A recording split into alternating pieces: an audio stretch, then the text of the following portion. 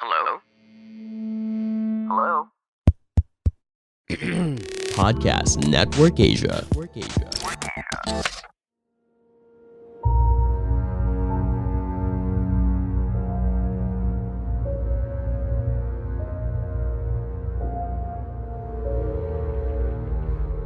Shocking, sad, revealing, and deeply researched, PH Murder Stories podcast covers the true account of infamous killings and true crime stories from the Philippines.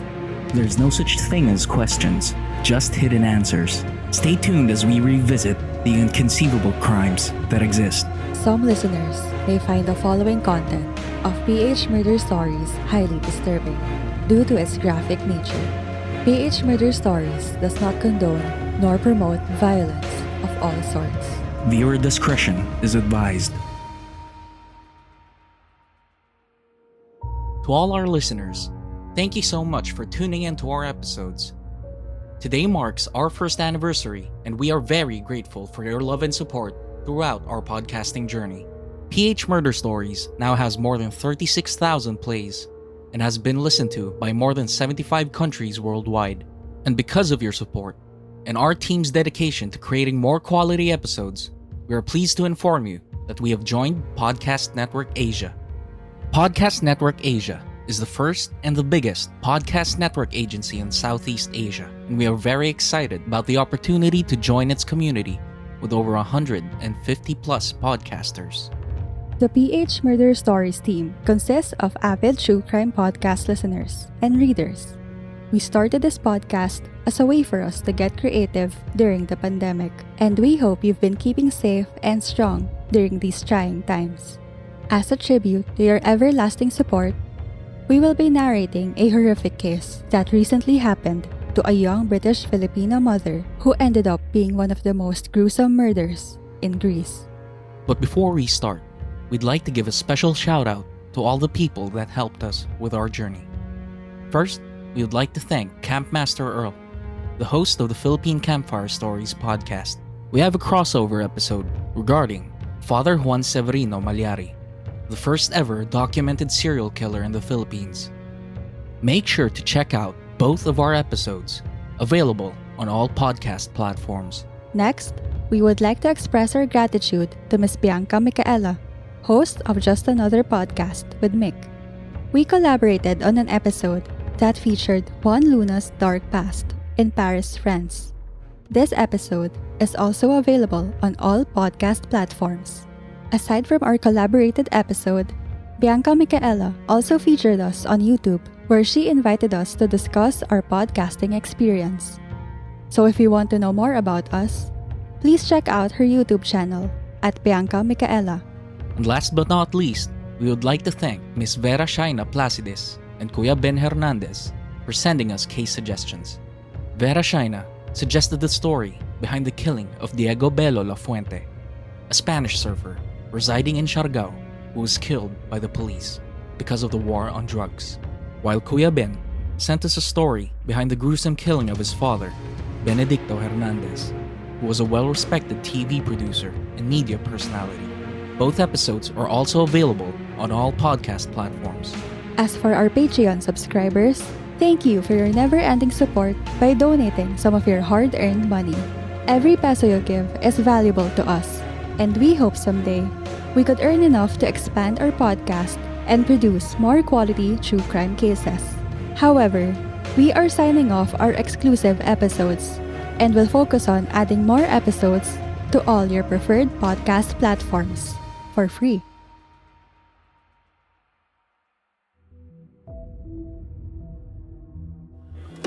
Caroline's murder in May shocked Greece. Her husband describing a violent gang who he said had tied up the parents, threatened their baby child and then killed his wife. In the days after, Anagnostopoulos cut a bereaved and broken figure. Babis said, "I heard my wife screaming for help. We screamed not to be hurt. The baby was crying, my wife was crying, and someone or some people were looking through the house to find more money and jewelry. They left the room, and I couldn't hear my wife's voice anymore."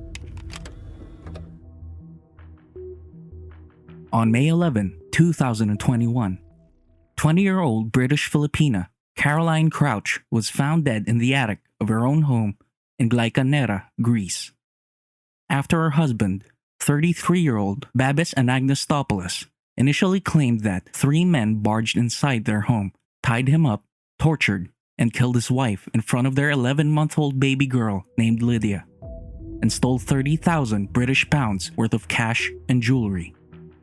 This case gained international attention due to an alleged robbing incident that included the heartless act of killing a woman in front of her family. It makes us wonder how 3 men who overpowered Caroline's family of 3 would need to kill her if they only planned to rob them.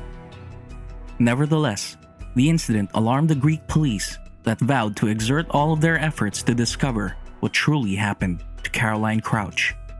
Her husband, Babis Anagnostopoulos, was a helicopter pilot in Greece. In the aftermath of his wife's gruesome slaying, the media sensationalized him for becoming a grieving widower for over a month till police found out the real culprit behind his wife's killing. The media was all over this story. Babis almost pulled off an award-winning performance for his act with his notable quotes throughout the course of the investigation. He said, quote, "I think it's only a matter of time before the murderers of my wife are found. The investigation is moving in the right direction. The police are literally running around 24/7 and have undertaken a huge investigation so as not to miss out on any detail." Unquote.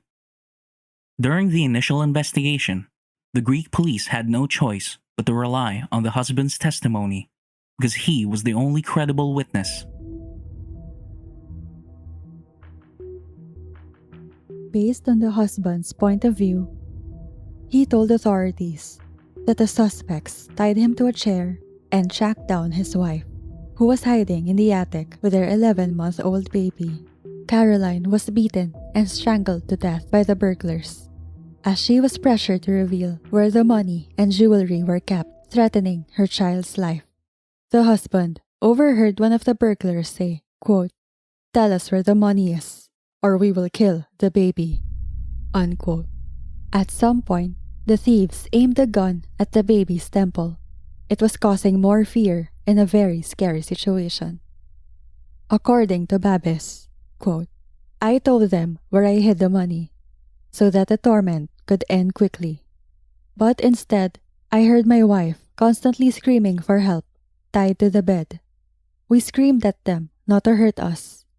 The baby was crying and my wife was crying as they were searching the house for money and jewelry." Unquote. Both husband and wife begged the robbers to stop and told them where they would find the valuables. Shockingly, the perpetrators killed Caroline, who was found beside her 11-month-old baby girl. Meanwhile, as soon as Caroline's husband broke away after being tied up in the chair, he immediately went to the attic and found his wife's lifeless body beside their unharmed daughter. Afterward, he promptly called the police for assistance. Based on his testimony, he told the authorities that one of the suspects, who tied up his wife, had a foreign dialect that he did not recognize. The police then proceeded to show mugshots of various persons of interest and played tape recordings of different dialects and languages to Caroline's husband. Later on, they pointed out that the alleged robbers were from Albania. However, it would be proven nonsense as this story moves forward. And looking for possible suspects, the Greek police have initially focused on a Georgian national with a criminal record, specifically for violent robberies, who was caught attempting to leave the country shortly after the crime. 2 teams of officers from the homicide and burglary departments scanned through the records of felons recently released from prison. They were confident that the mistakes made by the ruthless perpetrators will lead to their location and arrest. Meanwhile, detectives from Greece had no leads from DNA samples taken at the crime scene and from the elements found under Caroline's fingernails. To add insult to injury, CCTV footage at the crime scene also proved useless, as they were either faulty or had no memory cards.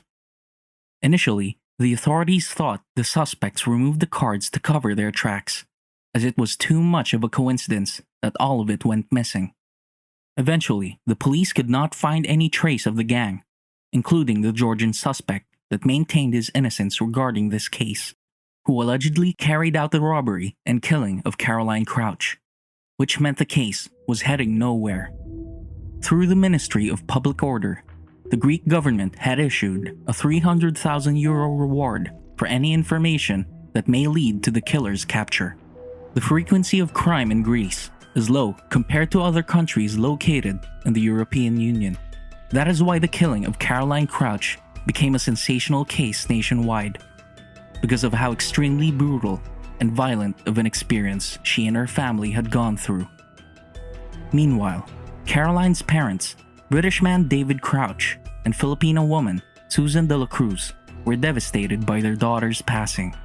A few days after Caroline's terrible death, her family decided to lay her to rest at a hilltop cemetery located on the island of Alonisos, where the Crouch family was based. Her funeral was attended by hundreds of mourners, which consisted of Caroline's friends and family members. Shops in the area suspended their services, also to pay their respects to Caroline.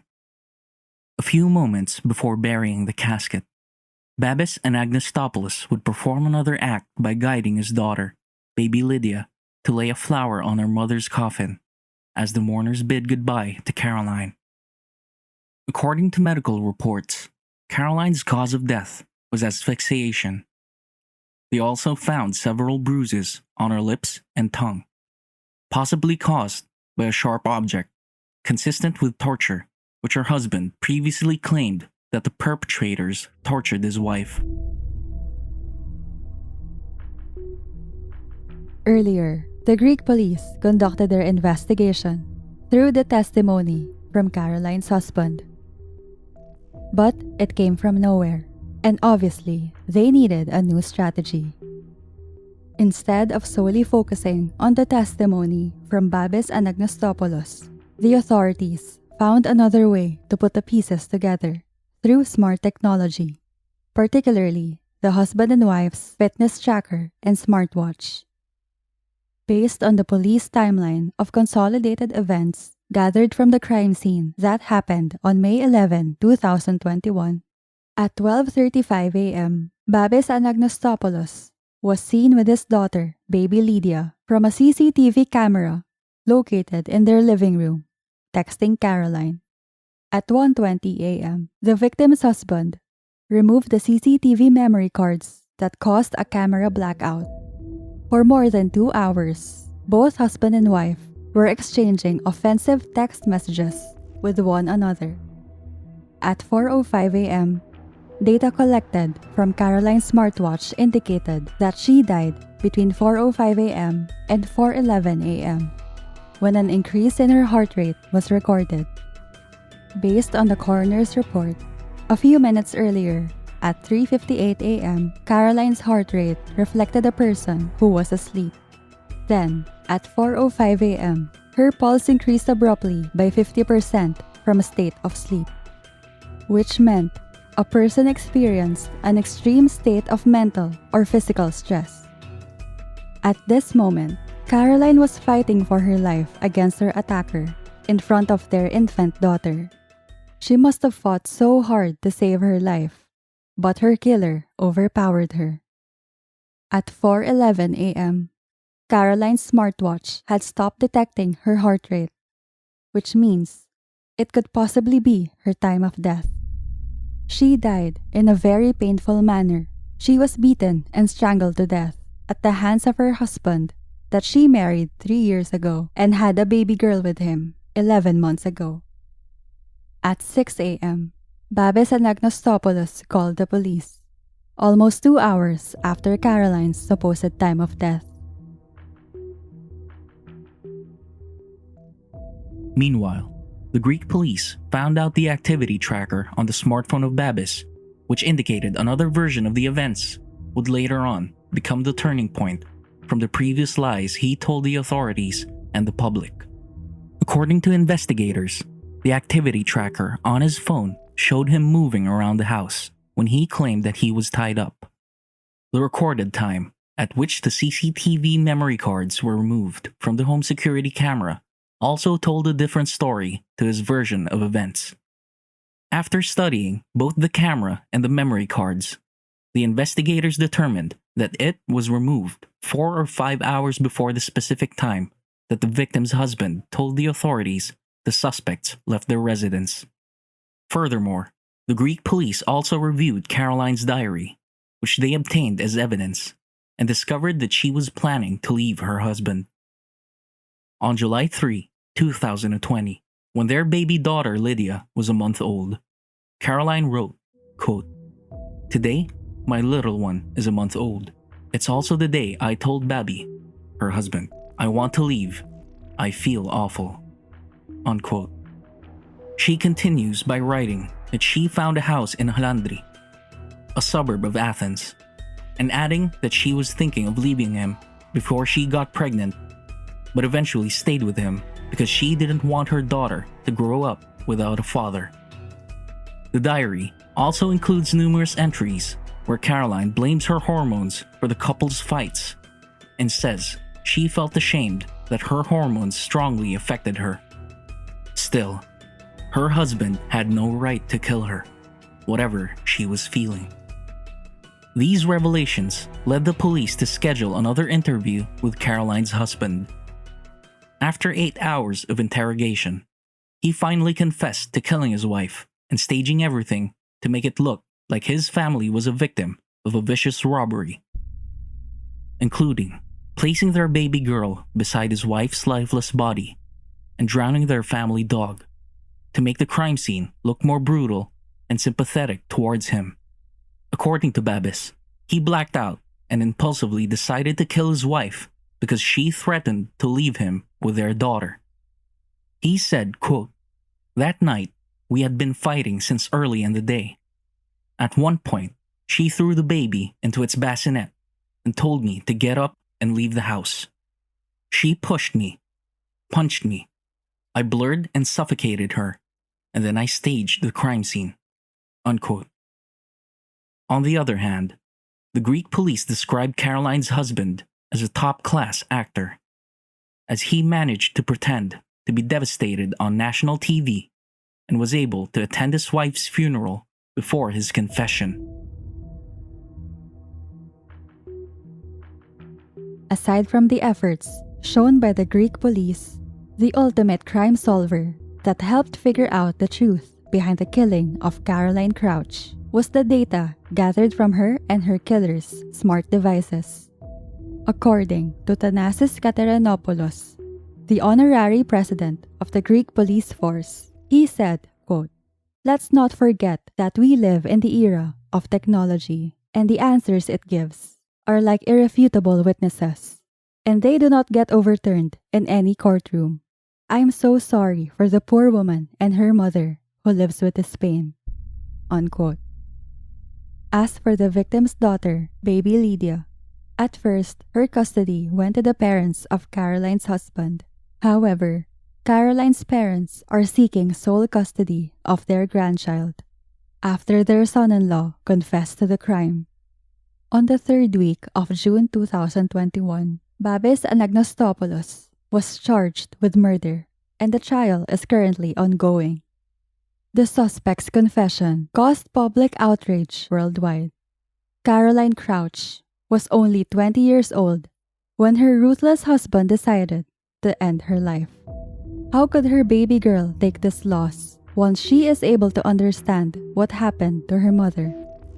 Aside from the painful circumstances that the victim and her family are going through, this case emphasizes that domestic abuse to women from their husbands is still prevalent in the 21st century. No mother deserves to undergo this tragic incident. We hope Caroline and her family get the justice they deserve.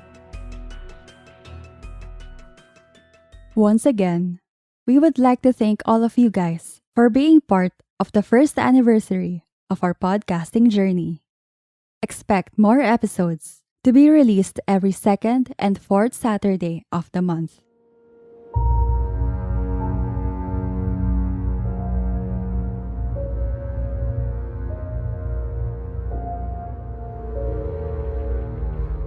For further updates, please follow us on Facebook, Instagram, and Twitter at PH Murder Stories, and subscribe to our YouTube channel, PH Murder Stories. If you have case suggestions, please go to our website at phmurderstories.com and fill out the request form at File Your Blotter.